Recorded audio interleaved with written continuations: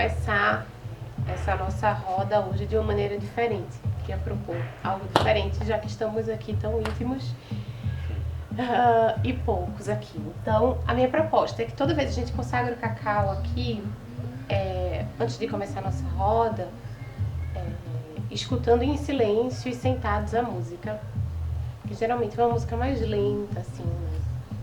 E aí hoje, como está tudo tão diferente, eu senti de conversar, consagrando o cacau, recebendo ele, como se fosse o cacau dance, como se a gente fosse fazer uma dança com cacau. Então eu convido todo mundo a se levantar com as vendas do Naruto. Consagrar já? Eu faço aqui. Pode, Murilo, já pode consagrar. Papai, a mamãe também quer.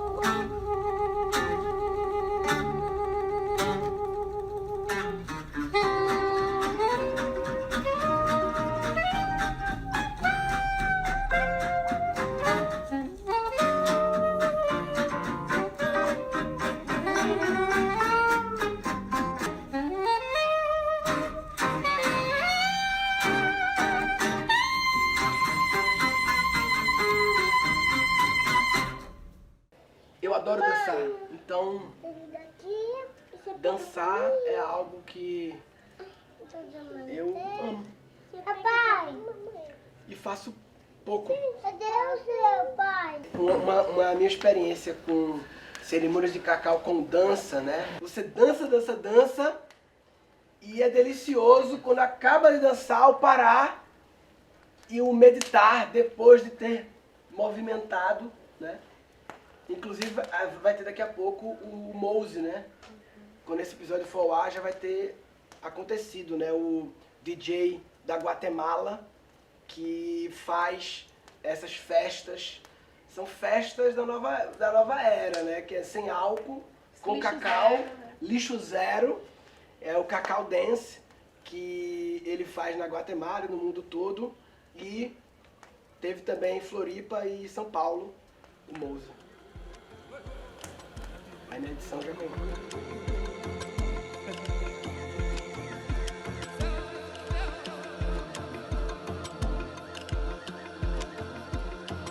Como foi pra você, Gui? Foi diferente. Não esperava, gostei da surpresa. De repente a gente vai dançar ao vivo, desvendados. Mas gostei bastante. Eu tô num processo assim de libertar desse medo do julgamento, né? E engraçado que em casa eu gosto muito de dançar, né? Eu tô em casa, eu fico o dia inteiro dançando ali com a minha companheira, a Gabi. É quase um musical. É dança, canto. Mas em público, né, existe essa resistência. Então foi bem interessante, gostei bastante, consegui me soltar mais do que eu conseguia. Sabe o que eu sinto de dançar? Mamãe, Dançar a gente Mamãe. desprende da mente. sai do carro. A gente entra no senso de equilíbrio e ao mesmo tempo de as assimetrias que a gente tem, que de um lado a gente é bom de uma coisa, do outro é mais travado. Então você vai percebendo as suas assimetrias. E aí você vai brincando com elas e você não fica, peraí que eu vou acertar, 2 pra cá, 2 pra lá. Não, o corpo vai pedindo pra você ir pra lá e pra cá. E libera, você vê a gente até de olhos vendados, libera essa coisa do que eu tô fazendo. Então você não olha pro outro, você olha só pra dentro e sente mesmo o que você quer fazer. O olho vendado é a cereja do bolo, né? Porque aí você fica presente e aí esquece os julgamentos e tira o barulho, né? Porque a visão, ela é um barulho, né? A visão. Tanto que quando a gente vai comer uma coisa assim muito gostosa, um chocolate, muitas vezes a gente vai comer, a gente fecha o olho, que é pra dar um shutdown na visão e no gasto de energia que está sendo alocado para o olho funcionar. A gente desliga isso aí para focar na língua agora, focar no sabor. Então quando a gente dá um shutdown na visão, a gente fica mais presente no corpo e tira o julgamento, né? Eu tenho uma memória lá na Singularity, um negócio que eu morei lá 3 meses na NASA, que eram pessoas de 35 países na minha turma. 80 pessoas de 35 países diferentes. Imagina você morar por 3 meses com 35 culturas. Intenso, né? E na hora das festas, tinha sempre muita festa à noite e tal, os franceses dançavam de um jeito que eu ficava, mano, que massa, o jeito que esses caras dançam, o Alex, né, meu sócio, principalmente, eu ficava, mano, olha como ele dança livre. 2014, como é que ele dança livre? Ele tá aqui, mano. Ele dança bem, mas não é que ele dança bem coreografado, ele dança bem só porque ele tá sendo livre. Entendeu? Claro que ele tinha um swing aí, um swing francês, Mas né? é porque o swing é algo que todo mundo adquire desde que saiba se relacionar com o seu dançante, entende? Tipo, se eu sou uma pessoa que aceito que eu danço e eu me relaciono bem com isso, não de um lugar de vergonha, mas de um lugar de poder, eu descubro meu swing.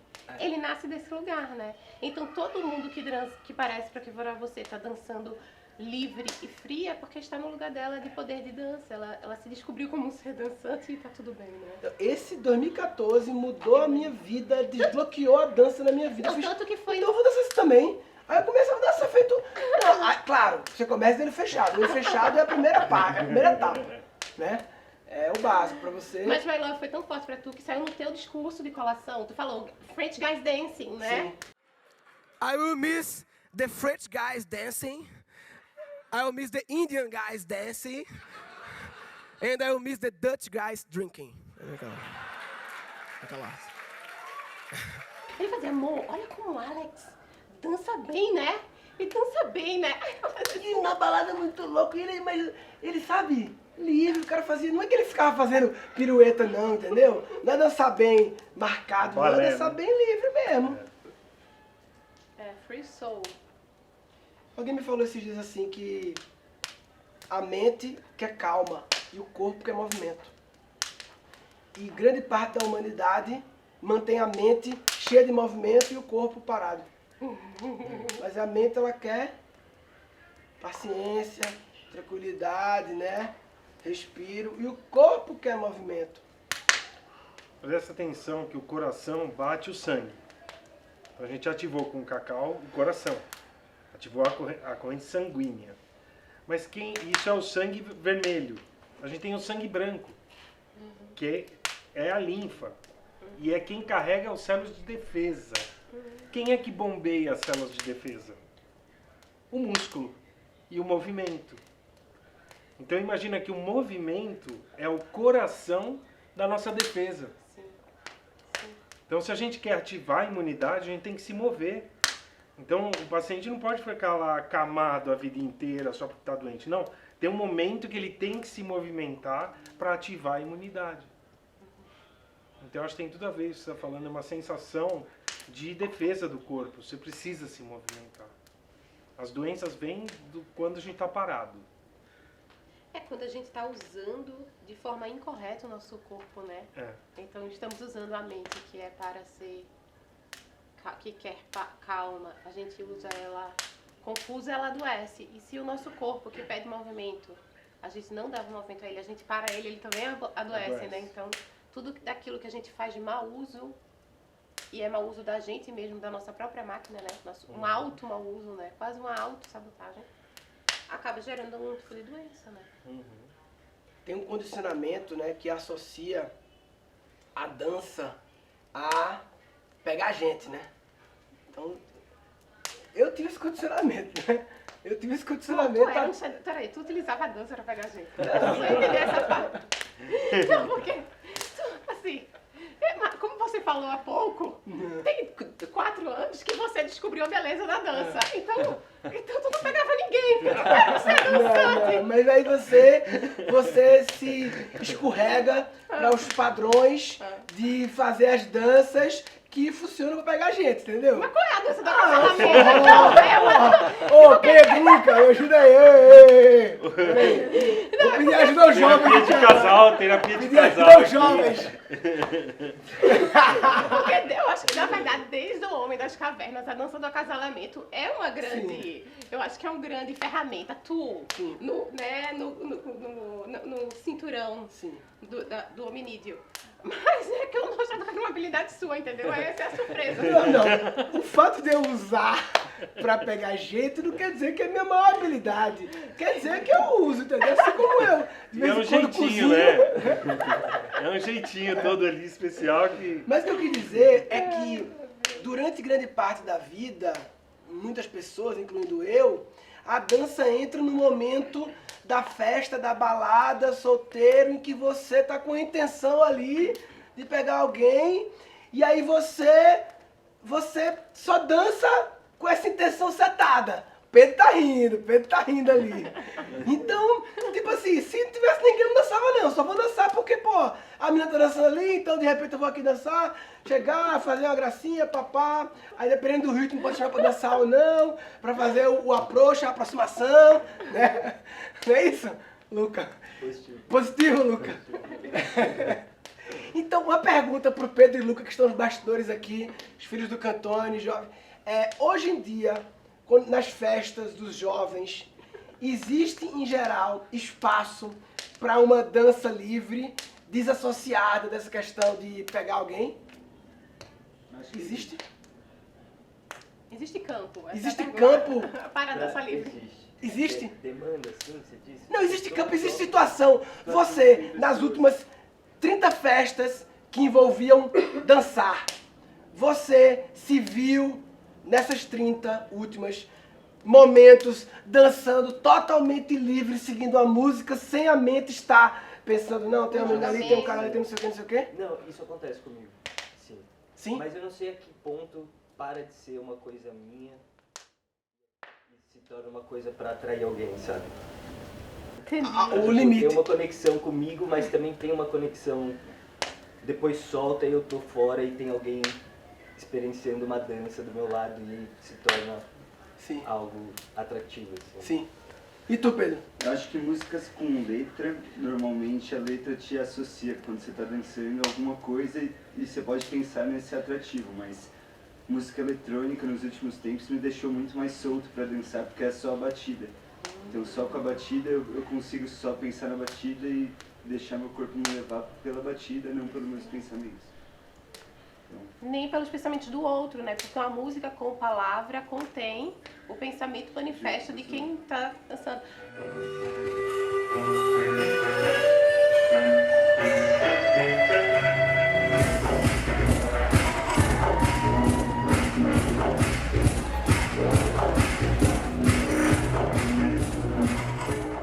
A batida é só a frequência e o que tu cria a partir daquela frequência, né? Porque não tem nada manifesto. É um campo de... Eu sinto que a música é instrumental de uma forma geral, te põe pra dentro. E quando tem uma letra, se você tá interpretando a letra porque você gosta da música, e tem um personagem romântico na música, e aí ela me disse, quando você falou aí ela me disse, você tá olhando uma menina, você personifica a letra da música ali. Todo dia, logo cedo, brilha o sol.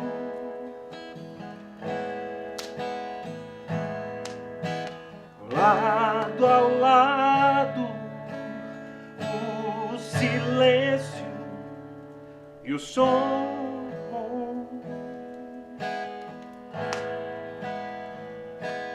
No escuro,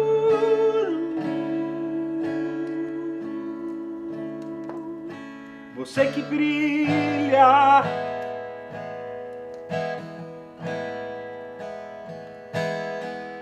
No fundo, você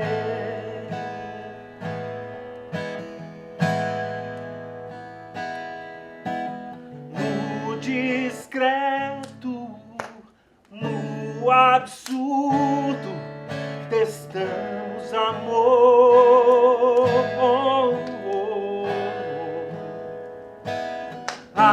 em valores, horas em minutos, testamos a dor. Oh, oh, oh, no escuro.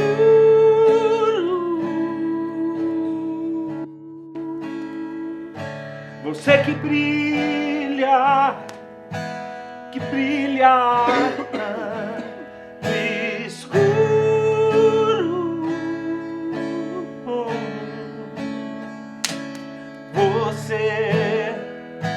Você,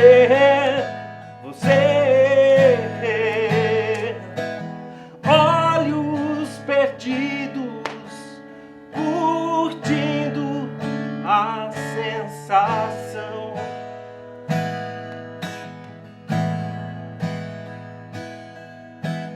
Verdade crua, espelho do coração.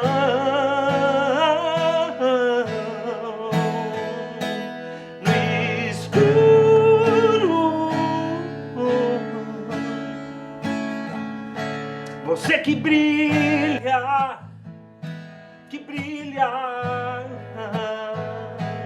no escuro.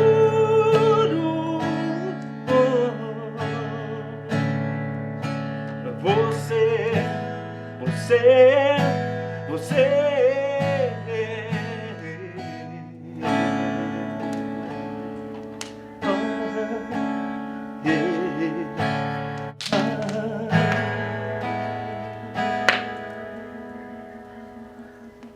E se é uma música como a gente estava curtindo aqui, espiritual, que a gente sente que conecta com lá dentro o coração, o ritmo leva o teu coração a bater junto com a música.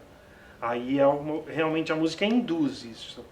Eu sinto que isso vale a pena. E as músicas espirituais também, os mantras que a gente costuma ficar repetindo a mesma frase, né? Open your mind, né? Tudo isso te leva a realmente pensar nisso e fechar o olho e ir para dentro. I release control and surrender to the flow of love that will heal me. I release control and surrender to the flow of love that will heal me. Doutor, eu sou muito grato pela cirurgia do meu nariz, viu? Porque as minhas meditações, toda vez que eu faço assim, eu lembro, né, que como muitas vezes o nosso aparelho respirador tem uns bugzinhos de hardware mesmo. E o meu bug nem era o clássico de osso, né? O desvio, né? Era muita irritação alérgica, né? Então o seu era o grau máximo de irritação alérgica. E as pessoas meio que menosprezam a alergia. Ah não, uma alergia, um resfriado. Primeiro eu acho que tudo igual. Resfriado, alergia, gripe, né? Tudo é igual, a mesma coisa. E não, tem diferença. E você tinha aí uma irritação, pólipos, né? São coisas que chegam a um tanto que entope o nariz. E o nariz é nosso sensor primário. Ele é o sensor ligado direto no cérebro, não tem nervo. É direto, o nosso sensor do cheiro. Então a gente está falando do ar, né, para respirar e tal, mas a gente tem a hipófise lá atrás do nariz. E tem que chegar ar nela. Mesma coisa, você tem que ter ventoinha no computador. Se não tem ventoinha no computador, o que acontece? Ele começa a dar pau. E as pessoas que não respiram pelo nariz, em algum momento meio que tem algum problema. Porque não ventila a hipófise, não ventila lá o que a gente chama do osso, que é o esfenoide. Aí tem o seio esfenoidal. Se não entra aqui na frente, não chega lá no seio esfenoidal. Então, eu considero necessário, sabe? A respiração nasal não é uma qualidade de vida apenas, é realmente necessário para a fisiologia da vida. E muitas pessoas vão levando, ah não, eu sempre tive isso é assim mesmo. Pode estar assim, mas pode estar de outro jeito. Você não quer conhecer essa nova realidade? E tem muito preconceito com cirurgia, né? Então, muitas pessoas querem, ah não, eu vou tentar um tratamento menos invasivo, né? Mas o que você precisa é só daquilo. Então, hoje com câmera, com endoscópios, né? Com tudo profissional, com boa anestesia, tudo isso já reduz os riscos. E aí você consegue passar por um tratamento convencional, vamos dizer assim. Foi bastante transformador para mim, a diferença de numa respirada, sabe? Tu falou que a meditação, tu achou que melhorou? A meditação melhorou incrivelmente.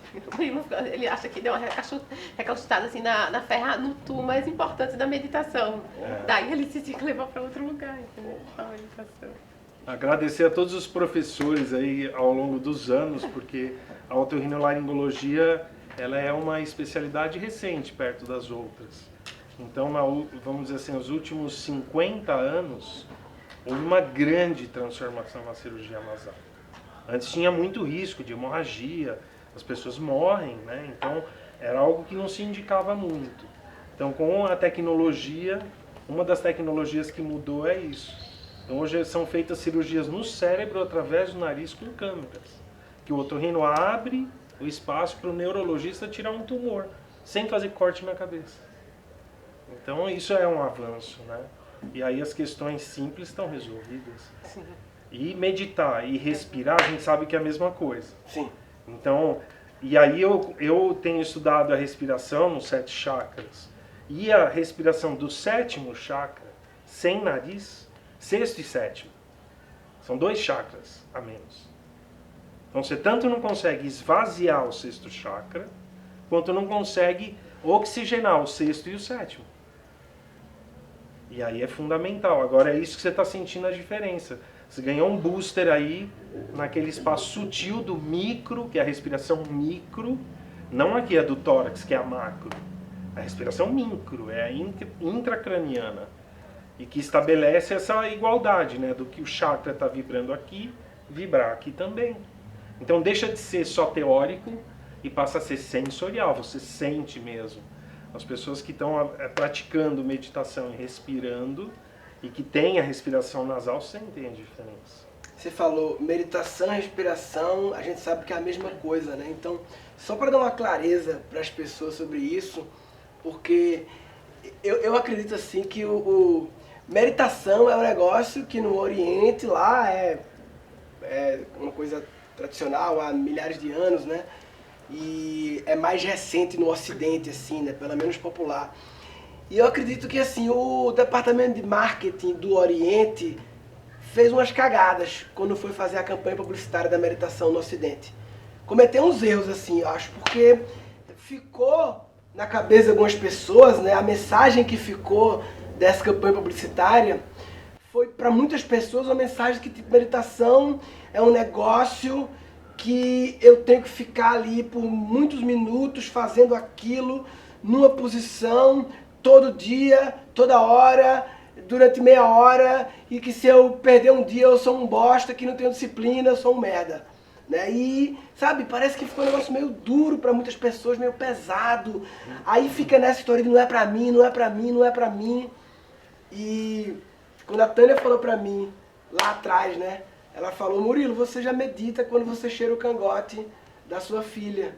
Naquele momento que você cheira o cangote, naquele momento você não está pensando no passado, no futuro, você está só ali presente para aquele momento. Isso é uma meditação.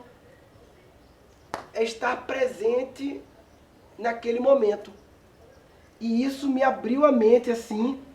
E durante muito tempo eu fiquei querendo fazer, não, vamos lá, ritual da manhã, tem que ler esse tempo aqui, uma playlist que bota aqui, um aplicativo, tem que fazer todo dia. Até que o que me fez incorporar a meditação na minha vida, e hoje em dia eu medito 20, 30 minutos, 1 hora muitas vezes, mas o que fez eu entrar nessas meditações mais longas, assim, mais, digamos até profissa, foi eu ter descoberto as micromeditações do dia a dia. Começando por cheirar o cangote da filha, Mas a mais simples de todas, a unidade mínima de meditação. A unidade mínima de meditação é o tal do respira fundo. Respira, respira fundo, recria, recria o mundo, respira, respira fundo, recria, recria o mundo.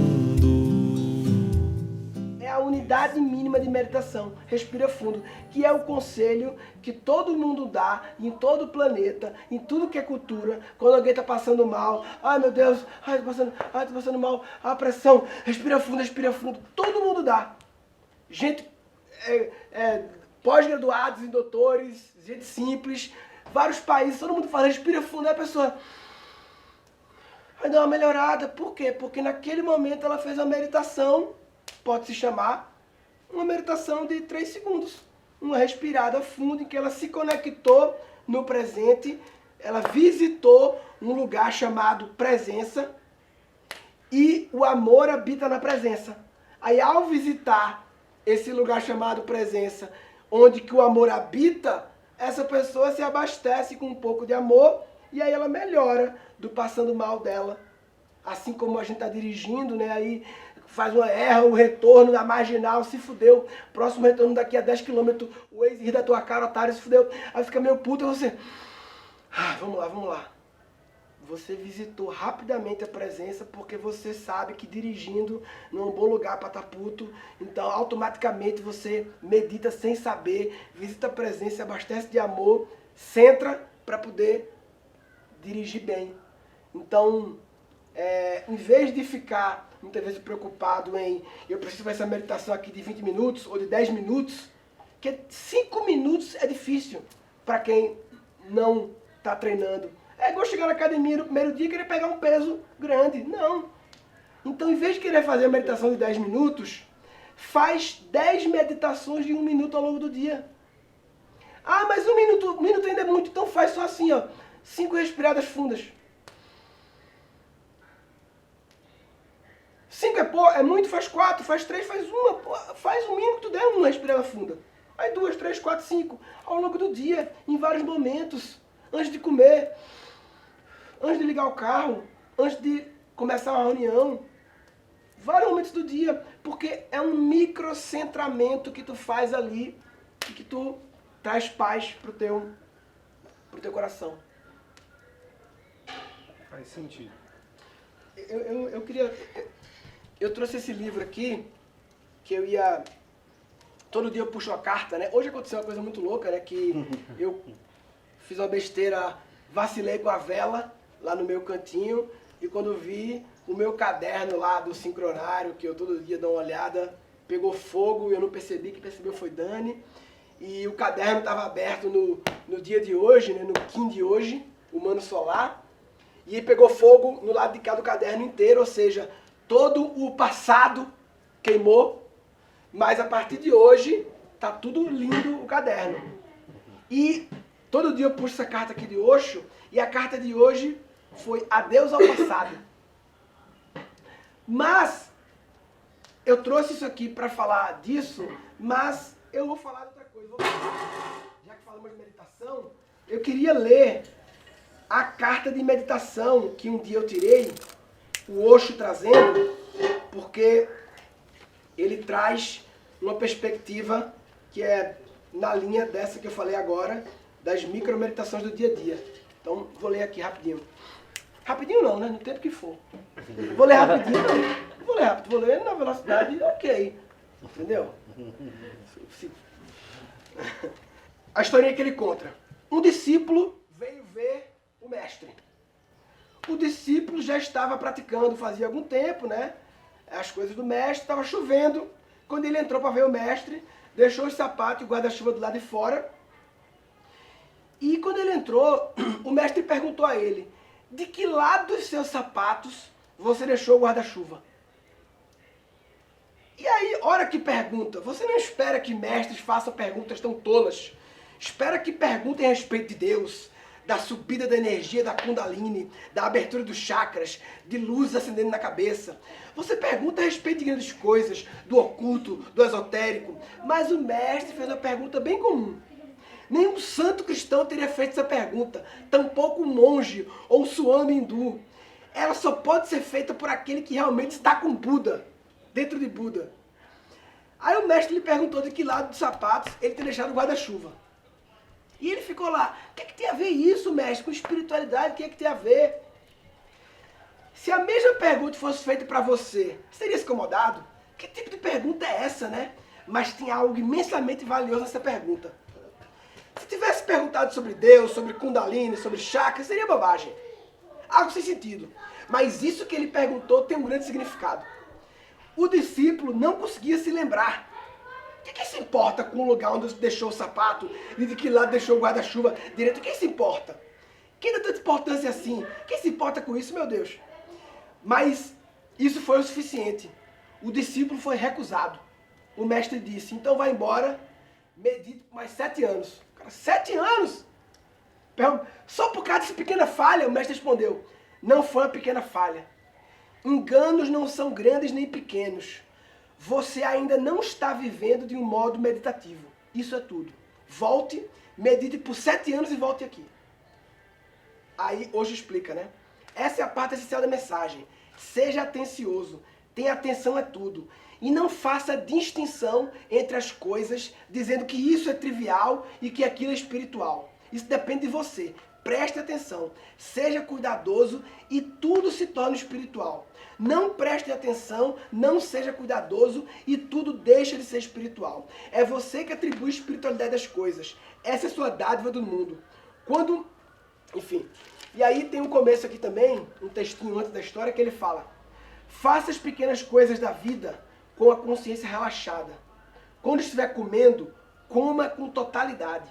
Mastigue com totalidade. Saboreie com totalidade. Cheire com totalidade. Toque o pão, sinta a textura, cheire o pão, sinta o sabor, mastigue-o, deixe-o dissolver no seu ser e permaneça consciente. Você estará meditando. E a meditação não estará separada da vida. Sempre que a meditação está separada da vida, algo está errado. Ela se torna negação à vida. Nesse caso, a pessoa começa a pensar em ir para um mosteiro ou para uma caverna no Himalaia. Assim a pessoa quer fugir da vida, porque a vida parece ser uma distração da meditação.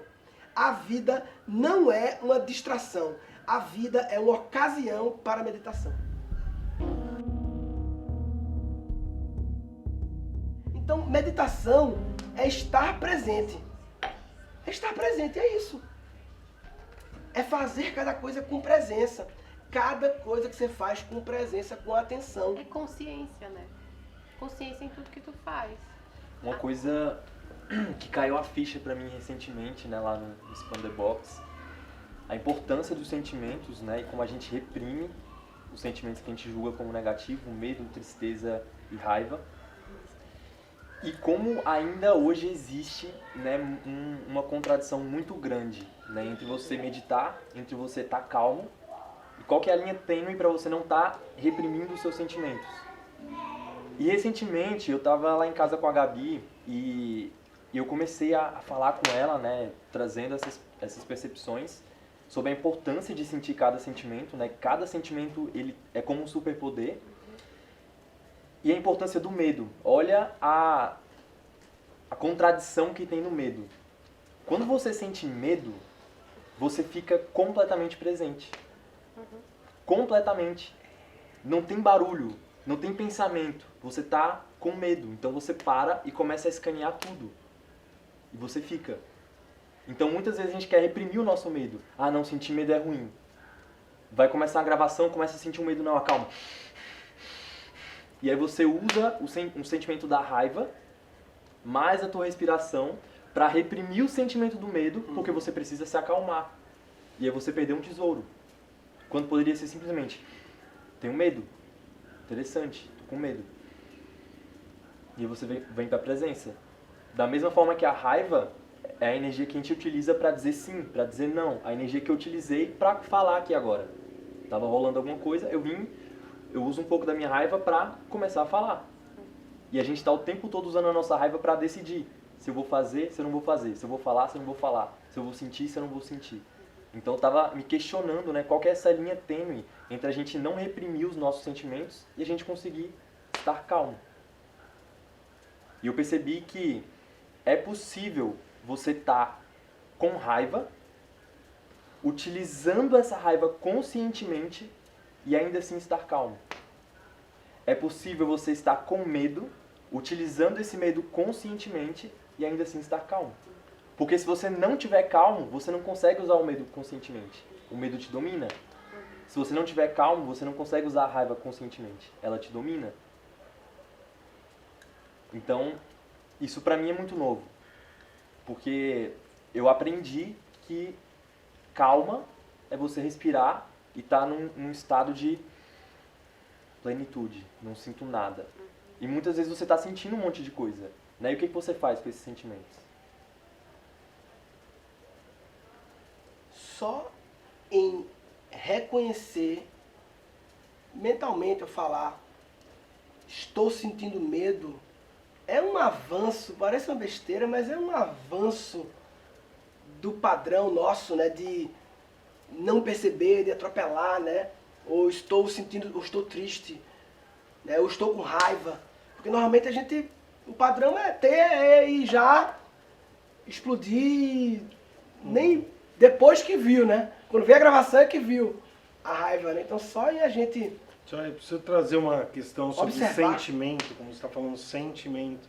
Isso aconteceu lá no Expand the Box, com a tradução da palavra emotion e feeling. Em inglês, emotion não é emoção. Emotion é sentimento. E feeling é emoção. Depois de 3 dias que a gente estava praticando... Eu estava revolucionando dentro de mim os conhecimentos, porque ele estava falando aqui de sentimento. Tudo que ele falou é perfeito, é verdade, só que tem que trocar a palavra sentimento por emoção.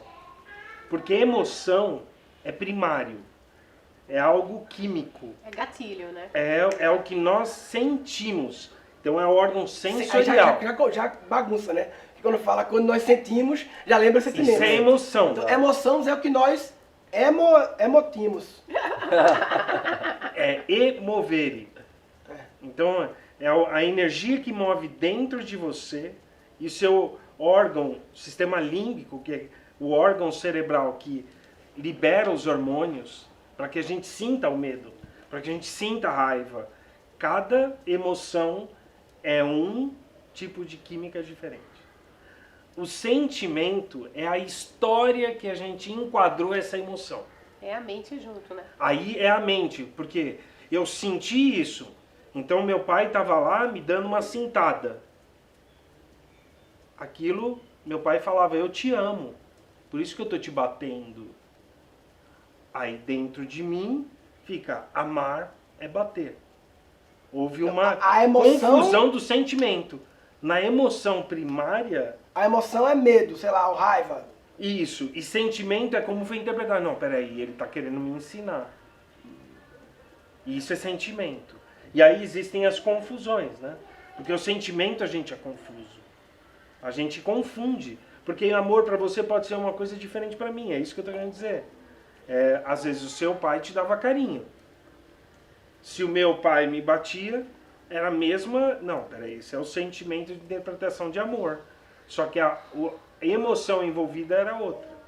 Então, emoção, só para deixar isso claro, que emoção é primário, é orgânico, é química. Sentimento é a história que a gente faz com essa emoção. E emoção, existe essas 4 básicas. Isso. Medo, tristeza, raiva e alegria. Isso. E sentimentos infinitos. Sentimentos são Cria novos, uniões. inclusive, tem idiomas que têm sentimentos que não tem. A saudade, né? Isso. E aí, você vê, só de desfazer esse emaranhado, não, isso que seu pai falou, ele falou isso, mas ele fez aquilo. A hora que a gente começa a ir para terapias, entender o subconsciente, porque o subconsciente é que faz essa interpretação do sentimento. Então são as informações que a gente tem de 0 a 7 anos que formatam os nossos sentimentos. A gente, bebezinho, sente uma emoção. E o seu pai, sua mãe, seus irmãos, sua família formata a interpretação dessas emoções. Você não pode sentir medo. Menino não chora. Não, você vai sentir raiva, não pode sentir raiva. Tem que ficar calmo, fica calmo, tá louco? Isso já é a confusão da interpretação da emoção. Então o sentimento que fica em você fica replicando isso a vida inteira, essa confusão. Então quando você vai para um tratamento aí com uma regressão, uma hipnose, o terapeuta vai chegar no subconsciente, que representa 70% do nosso processo todo aqui de cognição. E ele começa a desfiar. Isso aqui é tal emoção, isso é tal emoção. Como a gente aprendeu lá, barra, né? Uhum. Fala um pouco você da barra, como é que você sentiu esse conhecimento? Da barra de anestesiamento? Isso. Pra mim eu percebi muito claro porque eu não estava conseguindo sentir, né? Então a minha barra estava muito alta. Barra de anestesiamento. Perante uma emoção? Eles dizem que a gente tem uma barra de anestesiamento, é uma barra só para todas as emoções, todos os sentimentos, onde a gente, conforme vai reprimindo essas emoções, a gente vai anestesiando de sentir. Então, você está sentindo raiva, você está sentindo medo, você está sentindo tristeza, você está sentindo alegria, mas você não consegue perceber isso. Então, lá no primeiro dia, todo mundo boa parte das pessoas tinha uma dificuldade de sentir. Né? Os relatos eram, cara, eu não consigo sentir, eu não consigo me abrir, eu não consigo... Só que já estava sentindo, só que não percebe. E aí o que acontece? Vamos supor, tu tem a tua barra de anestesiamento muito alta, lá nos 80%. Isso significa que você só vai perceber esse sentimento quando ele ultrapassar 80%. Caraca, então você tem que estar meio já crazy nassa. E aí o que acontece? Passou os 80%, tu fica louco? Então raiva, muita raiva. Passou os 80%, sentir raiva. Mas aí tu já explodiu. E antes você não conseguia perceber. O alertinha não foi chegando. Exato. Ih, tô ficando vermelhinho. Por trás de toda a criação humana, cada quadro pintado, cada escultura feita, cada música tocada, cada grande construção realizada, cada objetivo atingido, existe uma coisa chamada emoção. A emoção é aquilo que nos coloca em movimento. E para fora, motus movimento, ou seja, aquilo que nos movimenta para fora. Então, a emoção é a substância química que faz com que o nosso corpo entre em movimento. E ela é a causadora de tudo aquilo que os seres humanos fazem. Mas quais são as emoções básicas, as emoções primárias, que geram todos os comportamentos que os animais, os mamíferos principalmente, que é o nosso foco desse vídeo aqui, expressam? E aí nos incluímos como humanos. O Charles Darwin, ele foi um dos grandes pesquisadores das emoções nos animais e ele percebeu uma grande correlação das emoções que estão presentes em todos os mamíferos e nos humanos. Outro grande estudioso das emoções nos humanos é o Paul Ekman. Aqui nós vamos fazer um estudo dos dois e também incluir alguns estudos que foi feito pelo Antônio Damasio. Você encontra esses estudos no livro dele chamado Em Busca de Spinoza. Ele diferencia lá a diferença de emoção e sentimento. A emoção é a química pura que a gente sente no nosso corpo. Já o sentimento é a interpretação dessa química, que pode mudar de acordo com a intensidade. Por exemplo, você pode estar sentindo um pouco de frustração, que é uma raiva pequena, você pode estar com raiva, que já é uma intensidade maior, e você pode estar com ódio, que é a raiva super intensa. Na verdade, tudo isso é raiva, acontece que em intensidades diferentes. Então nós damos nomes diferentes depois, conforme a intensidade de cada coisa. Por exemplo, eu estou preocupado, é medo, eu estou ansioso, é medo, eu estou com medo, é medo, eu estou angustiado, é medo, eu estou em pânico, também é medo. Então aqui nós vamos trabalhar assim, quais são as emoções primárias e o que elas significam. Esse é o objetivo desse vídeo. Então vamos lá, a primeira emoção primária que nós vamos falar é o medo. Eu já gravei um vídeo inteiro só sobre a emoção do medo, você pode assisti-lo depois, aqui eu só vou relembrar o que ela significa. O que significa despreparo. Medo é uma sensação que nos sinaliza que estamos despreparados, seja lá por aquilo que estiver acontecendo na nossa vida. Então, tudo aquilo que é novo, tudo aquilo que é uma coisa que nós ainda não nos sentimos seguros em relação àquilo, sentiremos medo. Né? Intensidades diferentes, vamos dar nomes diferentes, mas a raiz é medo. A outra emoção primária é a emoção do cuidado.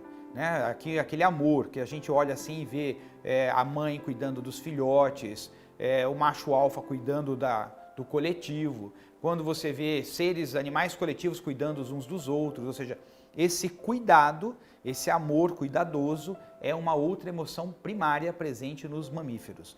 Uma outra emoção primária é a raiva, e a raiva significa que fomos contrariados. Por exemplo, o cachorro está comendo a ração, você tenta tirar a bacia de ração, ele vai ficar com raiva, você está contrariando a vontade dele.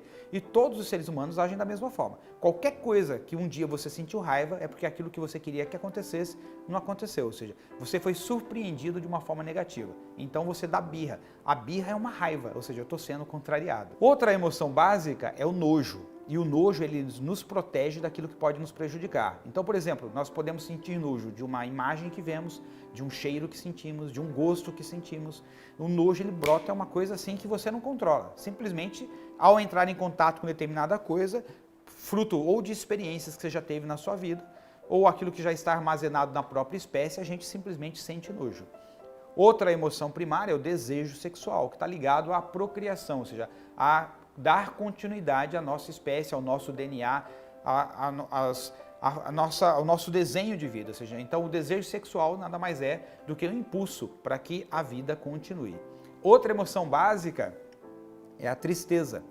E a tristeza está ligada a uma sensação de perda. Ou que a gente perdeu algo, ou está perdendo algo, ou que vai perder algo. A outra emoção básica é a curiosidade. A curiosidade é que nos leva a aprender, desenvolver coisas novas, combinar coisas existentes. E ela está presente em todos os animais. Você vê um gatinho, ele é curioso. Ele quer colocar pato em lugares que ele não colocou, quer subir em lugares que ele ainda não subiu. Isso está presente em todos os mamíferos, inclusive em nós. Uma criança é pura curiosidade. Né? E, aliás, se tem uma emoção que vale a pena a gente cultivar no dia a dia, é a curiosidade, porque ela nos leva adiante em termos evolutivos.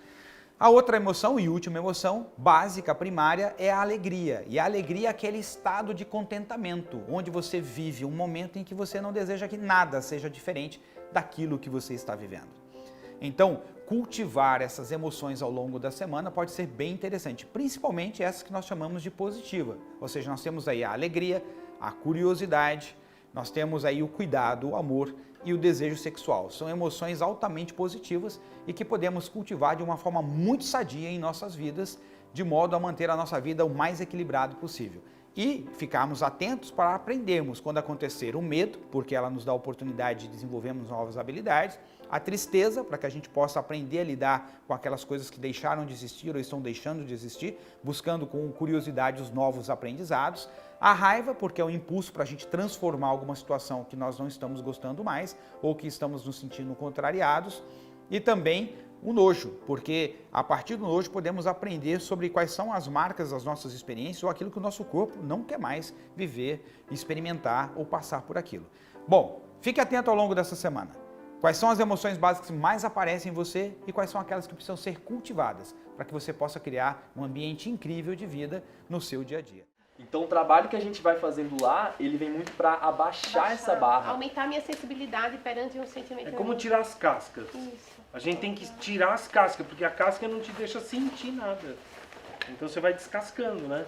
Mas até o ponto que você fica a flor da pele.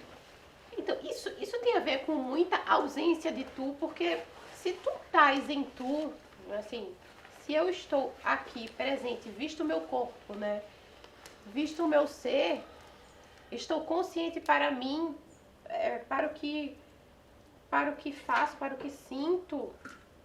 É muito, para mim é muito assim, eu falo assim, eu pego tanto no começo que eu falo, e tem alguma coisa que eu não tô sentindo legal. Aí eu tô com uma raiva, aí eu falo, aí eu começo a querer investigar, na verdade, o que acontece comigo. Primeiro eu sinto, entende? Aí eu falo assim, bateu, tô sentindo uma raivinha aqui. Agora eu vou ter que buscar. O que será que ao longo do meu dia me gatilhou essa raivinha? Porque eu tô sentindo alguma coisa. E aí, às vezes eu falo assim, é alguma coisa que vai chegar ainda. Então eu saio nessa. Pra mim funciona assim, sabe? A tua barra de anestesiamento já é bem mais baixa do que da maior parte das pessoas. E pelo um padrão que eu percebi lá, é que as mulheres geralmente têm essa barra bem mais baixa do que os homens. Os homens tendem a estar muito mais anestesiados do que as mulheres e perceber essas emoções. E o que faz baixar a barra? Entrar em contato com esses sentimentos, conscientemente, com essas emoções. Porque aí passa do desconhecido pro conhecido, né? Porque aí você fica, opa, conheço isso aqui. Exato. Você começa a E a perceber. principal coisa é a nossa manifestação facial, né? É muito fácil você ver alguém que está mentindo, que não está sentindo de verdade aquilo que ela está falando. A pessoa começa a falar e ela não está transmitindo de verdade. Quando a pessoa está falando, se sente no tom da voz que ela está envolvida com o que ela está falando, fala, bom, esse tá sentindo mesmo. Então, a pessoa falando, eu sinto raiva, você não está sentindo raiva. Você está numa, né, uma visão totalmente diferente. Fala de novo. Até a pessoa, não, peraí, sente de novo o que era essa raiva e agora põe pra fora, fala de verdade, porque até agora você não falou. Fala a partir dessa raiva, né? Porque se eu vir aqui e falar, Murilo, traz uma frase agora a partir da sua raiva, uma frase. Provavelmente tu vai trazer pro mental e vai falar, eu tenho raiva do sistema. E aí, se eu não percebi raiva nisso, eu falo, tá, mas você trouxe isso da sua mente. Tô falando com a mente. Cadê a raiva do sistema? Conecta com essa raiva e agora fala do que você tem raiva. E aí você fala, eu tenho raiva do sistema. Isso Começou, não, vai de novo. é perceptível. Eu tenho raiva do sistema. Agora ele tá com raiva do sistema. Você começa a perceber essa emoção sendo canalizada na tua ação, na tua fala, no teu canto. A música é pura emoção. Se você vai cantar uma música, se você não conecta com essa emoção, não canaliza ela ali, não conecta. A mesma coisa a fala. Qual sistema você tem raiva? Qual sistema tem uma raiva? Esse grande sistema que os bichinhos humanos criaram para nos organizar como sociedade. O Windows tá falando? Matrix. Sistema Matrix. E as pessoas gostam de manifestar, você vê, a gente só falou aqui de raiva, medo, pouco de tristeza e nada de alegria. Quer sentar aqui, senhora, pra participar? Mamãe! Acho que a alegria... Mamãe, você pode falar o que é alegria para você? Alegria é quando eu abraço minhas filhas e vejo elas. E qual é a coisa que E eu você... aperto elas sentindo. E o que deixa você com raiva, mamãe? O que você... Raiva é quando elas não me obedecem. O que deixa a mamãe com medo? Você? É quando a gente entra na piscina de noite, fica gripado e eu também tenho medo. Quando as minhas filhas saiam, só ficam no celular. É isso. Mamãe, tem uma pergunta. Qual é a coisa que você mais se orgulha da sua filha Tina? Tina, ela tem muita inteligência. Ela é esperta, bonita. Ela tá bom, mano. Tá bom, pai. E ela é a avó dessa imagem. Não, é que é pai.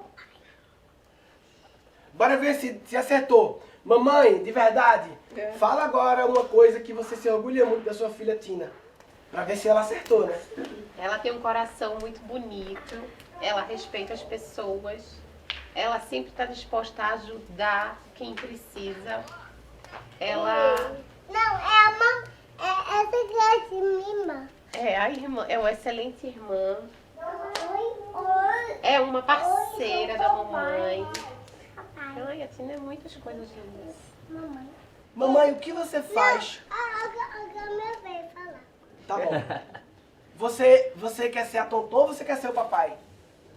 Eu vou ser a mamãe. Não, a mamãe sou eu.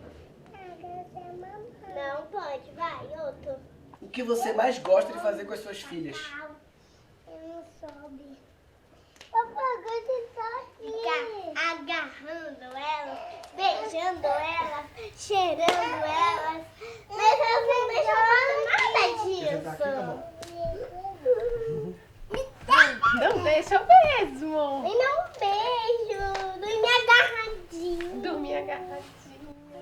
Olha, vocês agora podem escolher uma música pra gente ouvir. Que música você quer escolher, Tina?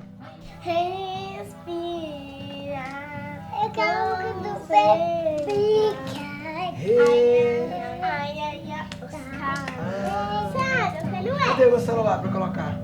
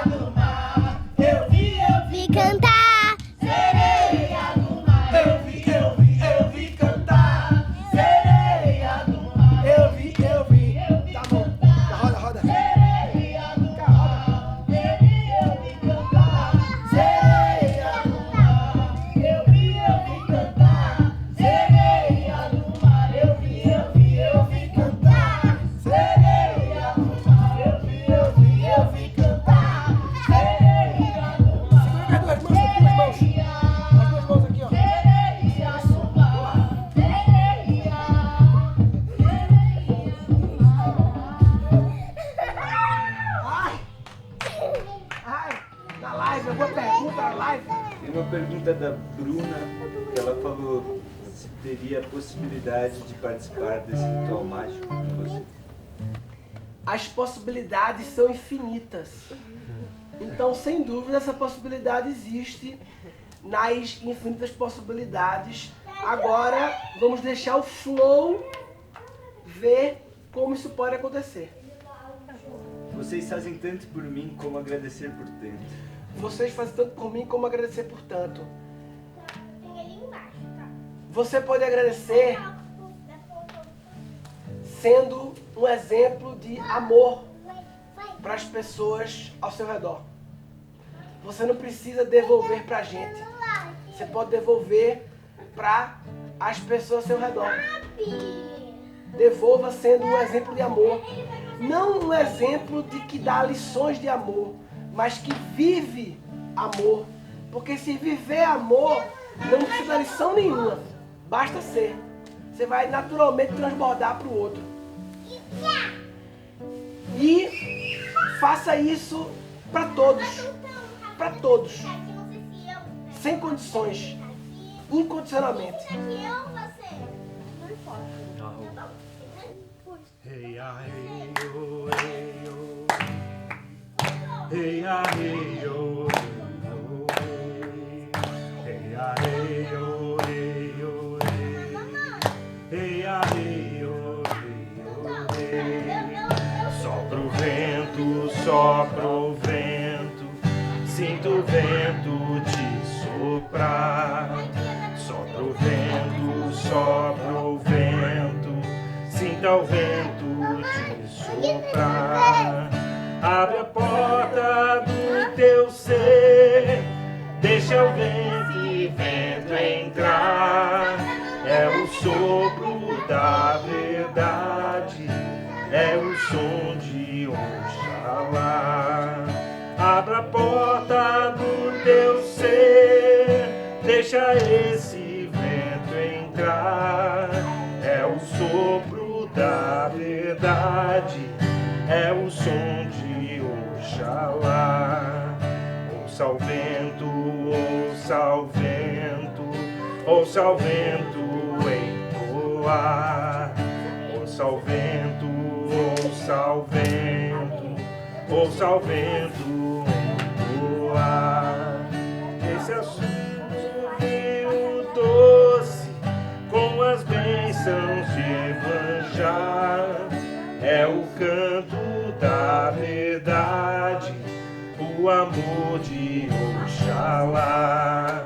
Esse assovio doce com as bênçãos de Iemanjá é o canto da verdade, o amor de Oxalá. Hey, ah, hey, oh, hey, oh, hey. Hey, ah, hey, oh, hey, oh, hey. Hey, ah, hey, oh, hey, oh, hey. Hey, ah, hey, oh, hey, oh, hey. Ihu! Eu tenho uma pergunta pra Rainha, que é assim, eu tive uma lembrança, quando tu começou hoje, vou propor algo diferente aqui e tal, e chegou aqui propondo a parada, aí eu lembrei da primeira coisa que a gente gravou junto, na primeira casa, assim que a gente noivou, que era um programa pra internet, que devia ser 2011, né? 2012, que era assistindo TV. Ficava eu e Dani no sofá de casa, aí deixava a câmera ligada aqui, a câmera ligada o tempo todo, e a gente ficava vendo TV, zapeando. Até aparecer alguma coisa na TV, que a gente achava que valia um comentário, fazer piada, fazer alguma coisa, e aí a gente conversava. O protagonista era meu pé. Só que o detalhe é que a Dani não queria aparecer, então ela ficava no sofá deitada com o pé em cima de mim. Então só aparecia eu e o pé de Dani. E o nome da série era Daniela Pimentel em Assistindo TV com Murilo Gun. Não, eles botaram J, porque J tem som de R. J tem som de R no espanhol. E por que não ficou com J no Brasil? Porque seria estranho, eles botaram Tijuana, porque a referência do Brasil maior é que o H tem som de R, que é a referência americana. A referência lá é que o J tem som de R. Entendeu? Então a banda Tijuana queria homenagear a cidade de Tijuana, que é uma cidade no México. Então por que não escreveram no Brasil? T-I-R-R-U. Ah, tá. Por quê? Porque como o RR, ele soa feio, ele visualmente é feio. Não, é sério. E eu fiquei pensando, daquele 2012 ali, né? 10 anos depois, tá aqui. Sabe uma coisa? Vamos fazer diferente aqui hoje. Eu quero propor uma coisa, não combinei com ninguém aqui, mas quero propor, a gente vai dançar aqui agora, não sei o quê. Queria saber quais foram as principais chaves que mudaram no seu ser nessa década, Meu pra irmão, essa mudança. eu vou te falar, tu pegou essa no campo. Porque eu ia fazer exatamente essa pergunta pra Dani. Juro pra Salve o você. campo. Juro. Salve o fogo. Quero ouvir. Essa é uma pergunta difícil, né? É uma pergunta difícil. E tem um tempo que eu até falei sobre isso, eu falei assim, gente, Eu sou meu pai. aqui falando aqui na câmera, me expondo desse jeito, qualquer pessoa pode, porque eu me negava a isso. De jeito nenhum, Murilo, foram anos nos bastidores, né? Mas eu acho que algumas chaves viram, né? Primeiro, quando você se conhece, porque como eu ia apresentar quem eu era se eu não sabia quem eu era, entendeu?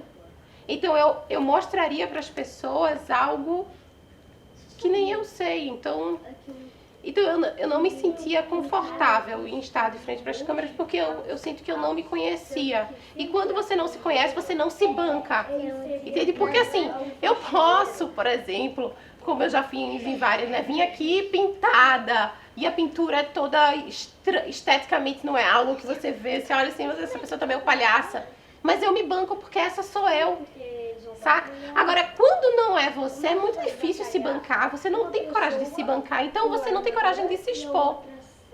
Porque a opinião do outro ainda vai te machucar muito. Porque como você não sabe quem você é, o que o outro diz que você é, você vai dizer, pô, se eu não sei quem eu sou, talvez eu seja isso aí que estão dizendo. Então eu não podia também me expor, porque como eu não sabia quem eu era, a opinião do outro me machucaria demais. Então, eu não estava preparada para a opinião do outro, porque eu não sabia quem eu era. Como eu também não sabia quem eu era, eu também não sabia o que compartilhar. Porque eu vou compartilhar o quê? Se eu não aplico para mim, entende? Então, se eu não uso, não faz sentido compartilhar. Eu não posso, eu não estou transbordando de mim, eu estou ausente de mim. Então eu também, esse era outro lugar. E aí foram 10 anos de uma busca para quem sou eu e como e hoje eu me banco. Então, eu tô aqui porque hoje eu me banco, porque a opinião do outro é apenas a opinião do outro, porque eu me conheci, porque eu descobri o meu transbordar. Então, por todos esses motivos é que antes eu não podia e agora eu posso. Acho que é isso. Maravilhoso. E a gente falou muito da raiva, do medo e a alegria, que aconteceu agora, até agora a gente só viveu alegria. E não foi com a mente, foi manifestação natural. Então a alegria, se alguém fala pra você, pô, fica alegre aí, mano, por que você tá aí com essa cara? Não rola. Você tem que realmente, é de dentro que vem a alegria. Não é da mente, tá bom, entendi, agora eu vou ficar alegre. Então, e é isso que aconteceu. Hoje tu tá alegre, porque tu tá vindo de dentro, tá transbordando essa alegria. Aí é a alegria que move essa inibição a ir embora, porque tu tá transbordando a alegria. Né? Hoje tem a manifestação na família da alegria, né? E foi o que aconteceu, as crianças chegaram aqui, começou a manifestar alegria. Uma coisa em cima da outra, e a gente nem parou para falar da alegria. Mas eu não sei se todo mundo aqui sabe. Quando eu engravidei da Tina, na verdade, antes de engravidar da Tina, eu comecei um processo de coisas que eu não poderia, que eu sentia, né? Que eu não queria manifestar enquanto grávida da minha filha. Eu sei o que ele quer. Uma das coisas foi medo de cachorro. Então eu fiz hipnose pra tirar o medo de cachorro. E a outra foi falar em público. E aí eu fiz uma hipnose pra poder conseguir falar em público. Porque eu tinha um trauma aos meus 7 anos. Eu fui escolhida como oradora da turma do meu inglês, assim, do ABC. E na época, lá em Recife, isso era tipo uma festona, que era num clube gigante. E a criança ia lá e falava para todos os pais, todos os alunos e convidados, assim, uma cerimônia de 1000 pessoas, né? E aí, eu fui escolhida para ser oradora da minha turma. Tá bom, e aí tinha que preparar uma frasezinha lá, sei lá, 5 frases você tinha que falar lendo no papel.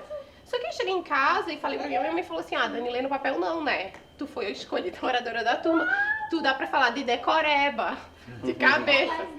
E aí eu me lembro que ela colocou lá a lição, então todo dia eu falava pra alguém, assim, dentro da casa, eu repetia, nananana, e ela me fazia repetir no espelho. Não sei o que, tantas vezes, nananana, nem me lembro. Quando chegou no dia do ABC, as crianças começaram a subir, toda criança que subia tava lendo no papel. E eu fazia assim, pai, tá todo mundo lendo no papel. Meu Deus. E eu aqui com esse decoreba na cabeça, meu Deus, eu vou errar. E comecei a entrar numa frequência de medo real, assim. Até que quando eu subo no palco, eu sou sequestrada pelo medo. Né? O medo me paralisa. E eu não consigo falar uma palavra. Então imagina, eu tinha 7 anos, aquele mar de 1.500 pessoas e assim. E agora com vocês, Daniela e Daniela. Só que assim, não é que eu não conseguia falar. Eu tentava, mas não saía som da minha boca. Sabe assim, ó, eu ficava completamente travada, engasgada. O medo era tão grande que ele realmente tomou conta de mim.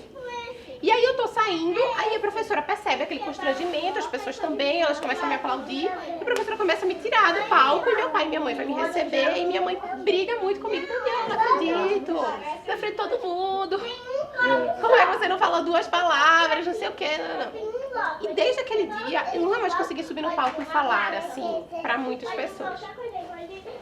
Aí eu compartilhei isso com o Murilo, quero teatina, não quero mais ter esses traumas conscientes que eu tenho, sabe? Tem uns que a gente não sabe, mas uns que já foram pra consciência, né? Vão trabalhar. E na época eu busquei a hipnose. E aí eu estudava na época um empreendedorismo social. Murilo ia fazer uma palestra sobre empreendedorismo. Aí eu falei assim, quer saber, eu vou marcar junto com o Murilo nesse mesmo evento. E eu vou subir no palco e eu vou falar sobre empreendedorismo social. Eu vou me colocar esse desafio. E aí marquei uma data. E dessa data, então, eu fui pra frente, começando a fazer uma hipnose atrás da outra e dizendo, eu vou subir no palco e eu vou conseguir entregar uma palestra. Eu vou subir no palco, eu vou conseguir entregar uma palestra sobre empreendedorismo social, que é um tema que eu amo. Fiquei lá. Até que eu cheguei num evento aqui em São Paulo, fui lá e fiz uma palestra. E fiz uma palestra, acho que tinha o quê? Tinha umas 200 pessoas ali, não era, marido? Tinha 200 pessoas e eu fiz sobre empreendedorismo social. E fui lá e consegui falar, mas foi tipo todo mundo. De hipnose na época. Sim. E mentalização, dizendo que eu ia.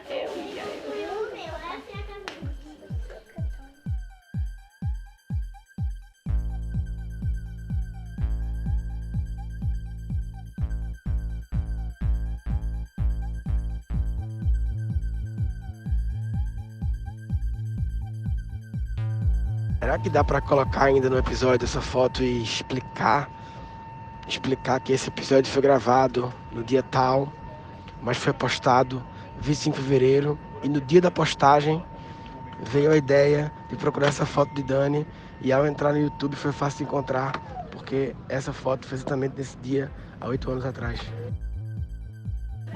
Eu gostei muito quando você falou do transbordar, nessa palavra transbordar, porque realmente se você não está completo de si, você vai falar o quê? Né? Então quando você se preenche de si mesmo, você consegue com facilidade começar a transbordar pro outro, né? Seja dentro da sua própria casa, com sua família, ou numa palestra para 200 pessoas, né? Mas esse transbordar é onde realmente começa o jogo de externalizar, depois que você se enche de si, né? Exato. Então eu acho que ajuda muito. É óbvio que não sei se todas as pessoas que têm vergonha passam por esse processo de ausência de si. Não sei se é uma real. Mas comigo foi isso, sabe? E é muito louco, porque quando eu era da escola, na época que eu era uma criança, eu não era uma criança envergonhada. Muito pelo contrário, eu sempre fui uma criança muito protagonista. Então eu era representante da minha turma. Representação de sala era eu que fazia. Então eu era uma criança ativa dentro do meu mundo, sabe? Com isso, com o externo, nesse lugar de extrema vulnerabilidade que se coloca, quem se coloca a falar para um monte de desconhecido, pra mim era novo, assim, né? E hoje nas redes sociais eu sinto que é muito isso. A gente se coloca ali, vulnerável. E é isso, eu acho que talvez muitas vezes a vulnerabilidade é um lugar que as pessoas não gostam muito de estar também, né? Porque quando você se coloca aqui, você se coloca vulnerável. Vulnerável se você tá pensamentos, as palavras, as suas verdades, a sua coerência, né? Porque de alguma forma eu tô mostrando para as pessoas o que eu penso. Então, será que ela age dessa forma que ela pensa, né? Então, você se coloca nesse lugar de vulnerabilidade. Então, o Big Brother era isso, né? 24 horas por dia para todo mundo, assim. Você expõe suas feridas e suas luzes, assim. Eu gosto. Hoje em dia. Maravilhoso. Eu me lembro que a primeira live que eu fui fazer, né, eu tinha muito medo de fazer um ao vivo. E a primeira live que eu fui fazer, eu falei, eu vou falar sobre o medo que eu tenho de falar ao vivo. E aí eu comecei a live falando sobre isso. E a reação das pessoas foi tão positiva, assim, nossa, que bom ouvir isso de você, esse medo, essa vulnerabilidade, essa coisa que foi me dando a coragem para continuar falando e entrar no flow, né? Então eu comecei a falar ao vivo, falando sobre o meu medo de falar ao vivo, né? Vulnerabilizando isso. E parece que quando você se abre, se coloca inteiro ali e fala, tô aqui, pode bater. É isso aí. Não tem mais o que fazer. Tu já abriu, tá ali.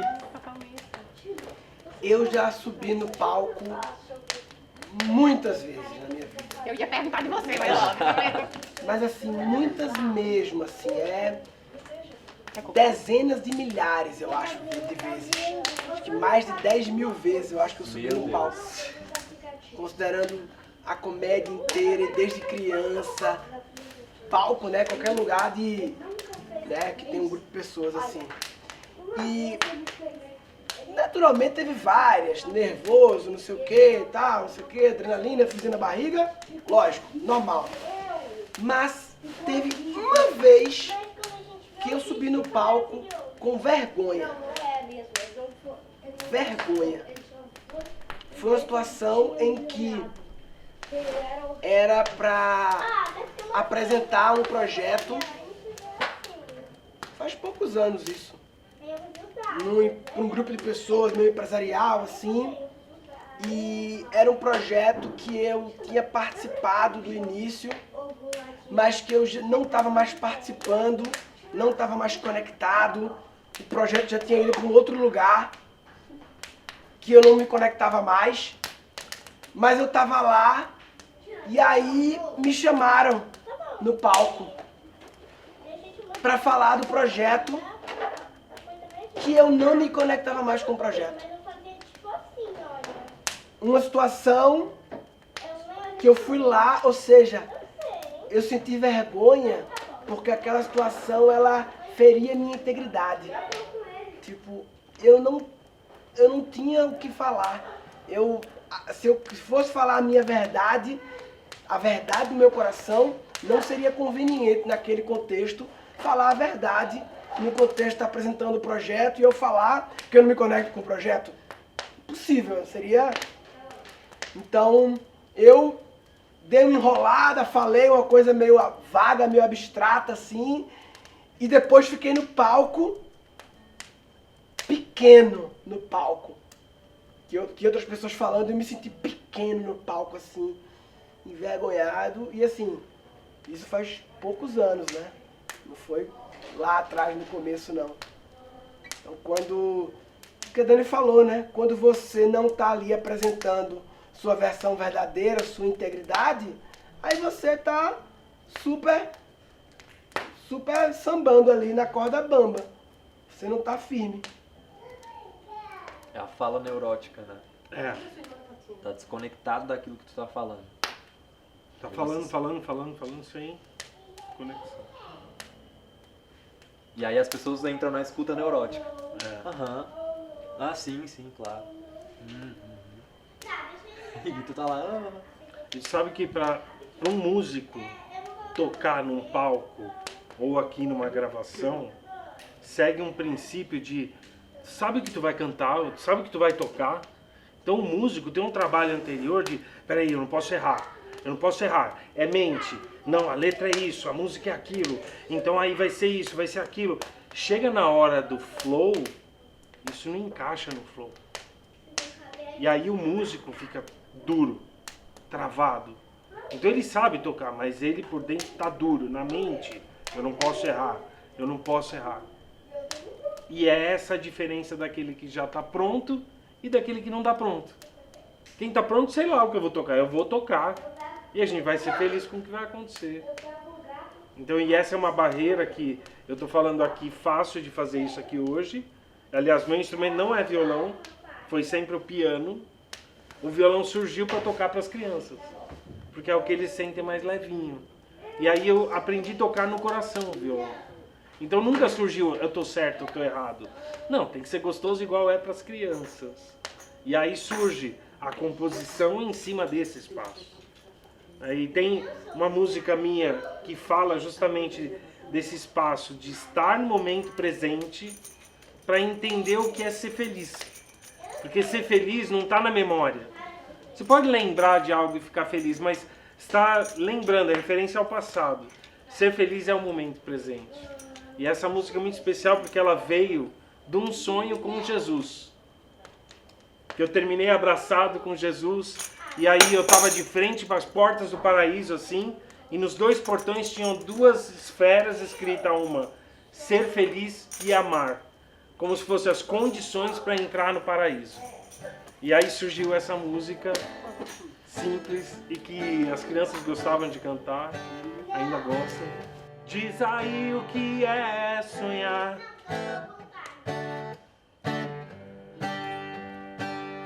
Diz aí o que é sonhar. Ser feliz é daqui pra frente. Viver o presente.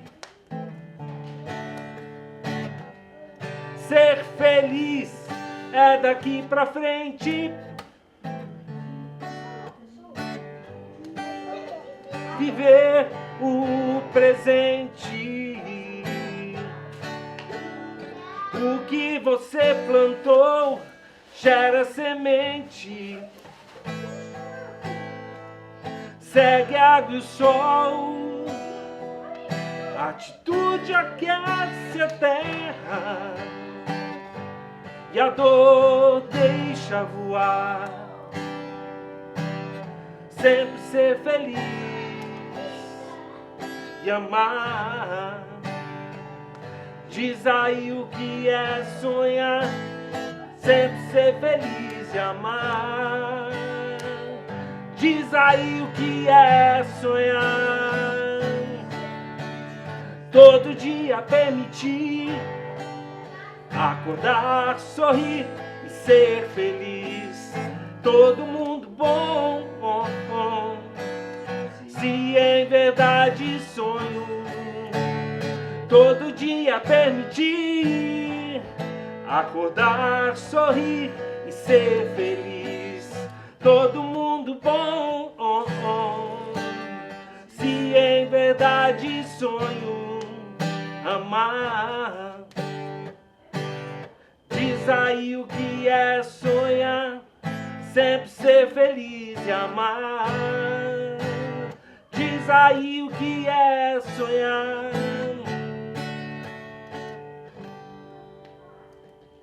Aê! Glória! Que versão Deixa eu fazer um comentário. pocket. Hoje, hoje é o 9, é o nono que a gente está gravando. O 9 no tarô é o número do aperfeiçoamento. E hoje foi o mais, falando em flow mesmo, foi o mais fluido do fluido desde o início. Porque a gente não estava esperando pessoas.